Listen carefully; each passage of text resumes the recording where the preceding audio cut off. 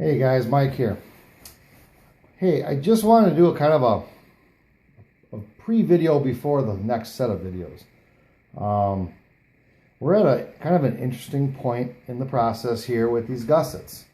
And I'm going to be doing a series of probably, I think, 5 videos. I don't think I can do it in under 5. But what I want to talk about is how to cut the gussets, how to form them, shape them, how to rivet them, whether or not we should use a pattern, and why that makes sense, why it may not make sense.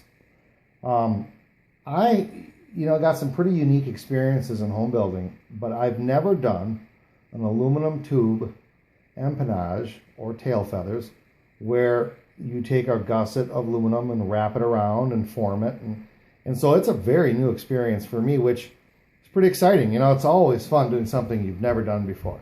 So I'm really looking forward to that.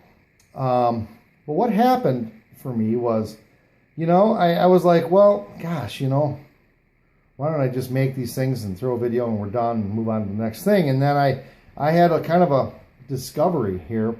The part that you see in front of the camera, I made this in my hand, literally on the couch, just to see, like if you've never done something before, don't worry about what it looks like, or just get your hands on something, grab it, form it, see what that's all about. You're trying to build some muscle memory, and again, it's fun to learn these things. And I had to figure out, like, how does that sheet react when I bend it? What happens, and I discovered a lot of things. And actually, the first thing I bent was I cut a little thin strip of that sheet metal, and I bent it.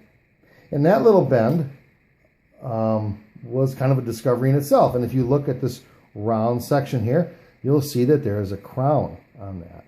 And then I thought, well, that can't be good. So how do we avoid that? So I started going down this path where, I need to figure out how strong I need to make this, and then a process to get it to that point.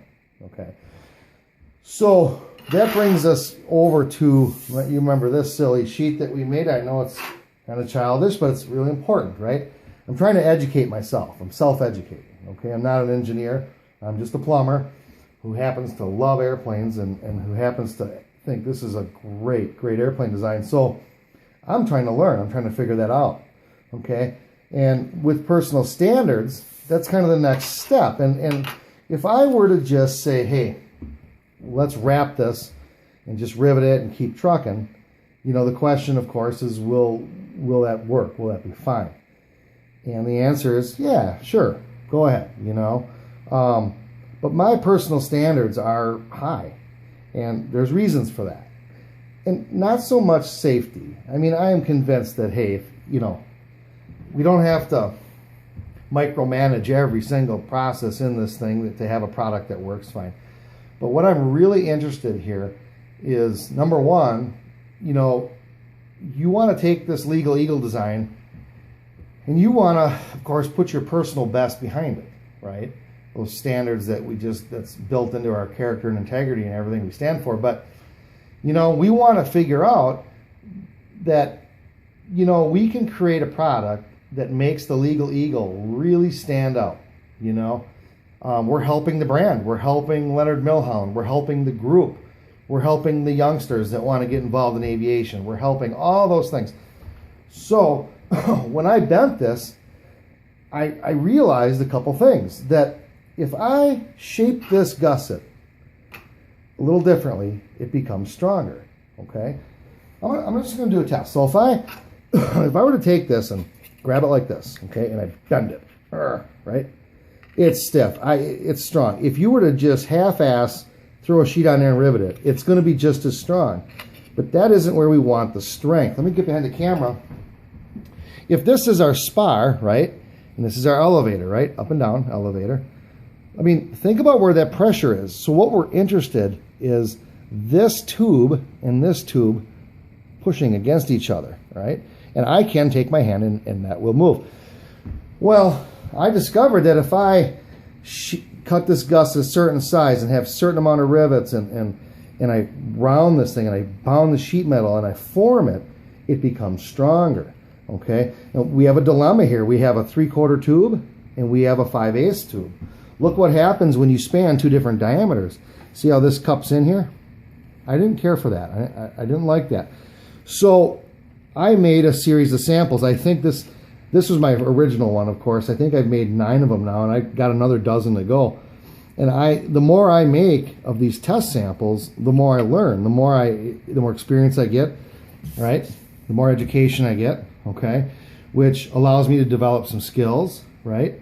And gets to test my personal standards. I mean, that's the whole idea behind any of this stuff. So I'm going to do about probably 5 videos explaining how I got to this point, and we're going to start with, you know, cutting a piece of sheet. How do we cut it? How do we measure it? How do we figure that out?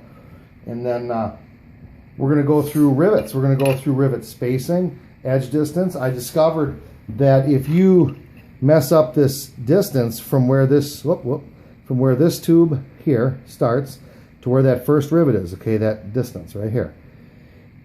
If I don't do that right, there's a difference in strength. I can literally take this and move it, okay? Well, that's pretty interesting in itself. I also discovered that, you know, if we have, let's just say we have 12 square inches of gusset material in one gusset, as an example. Can I take that 12 square inches and make it stronger, okay, without adding weight? There's a difference, and believe it or not, the difference is big. It's quite a difference from what I discovered. So if we can get through this, I do think that there's a good education here for everybody involved, especially the new builder, and for me too. So we're going to do a series of videos there, and we're going to have a lot of fun. So it's 20 below zero. It's cold. As a plumber, I am very, very busy with service calls. It's going to be a little while.